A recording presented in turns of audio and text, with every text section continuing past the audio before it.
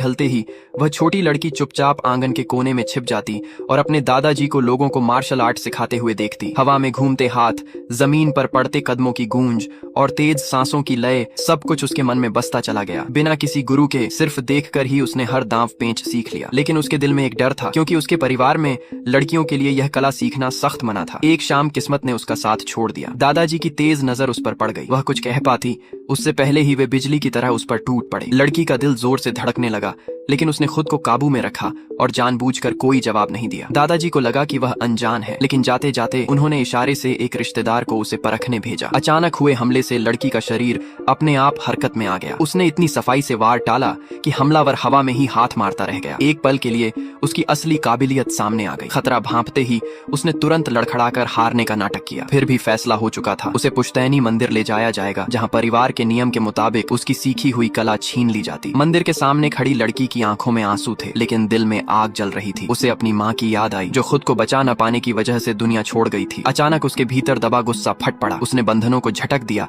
और कांपती आवाज में चिल्लाई कि अगर उसकी माँ ने भी यह कला सीखी होती तो आज वह जिंदा होती। उसकी बात सुनते ही दादाजी का चेहरा सख्त हो गया। उन्होंने पूरी ताकत से मुक्का चलाया, लेकिन लड़की ने उसे बीच हवा में रोक लिया। उस पल समय जैसे थम गया और आंगन में खड़े सब लोग स्तब्ध रह गए। तभी माहौल को चीरती हुई कदमों की आवाज आई। परिवार का एक विश्वासघाती चाचा अपने साथ हथियारबंद लोगों को लेकर आ धमका। तनाव की एक लहर पूरे आंगन में दौड़ गई। लड़की का रिश्तेदार सबसे पहले भिड़ा, मगर कुछ ही पलों में जमीन पर गिर पड़ा। दुश्मन की आंखों में घमंड चमक उठा। लड़की के दोनों भाई एक साथ टूट पड़े, पर उनकी हर चाल नाकाम रही और वे भी हार गए। अब वह आदमी दादाजी को ललकार रहा था। इससे पहले कि वे आगे बढ़ते, लड़की उनके सामने ढाल बनकर खड़ी हो गई। उसकी आंखों में डर नहीं, सिर्फ दृढ़ निश्चय था। दादाजी ने घबराकर उसे थप्पड़ मार दिया, डर से कहीं वह घायल न हो जाए। लेकिन उसी क्षण दुश्मन ने पूरी ताकत से हमला कर दिया। लड़की ने बिना एक पल गंवाए वार को रोक लिया। उसकी पकड़ लोहे जैसी मजबूत थी। हवा में सन्नाटा छा गया। सबकी निगाहें उसी पर टिक गईं। अब वह सिर्फ एक डरी हुई लड़की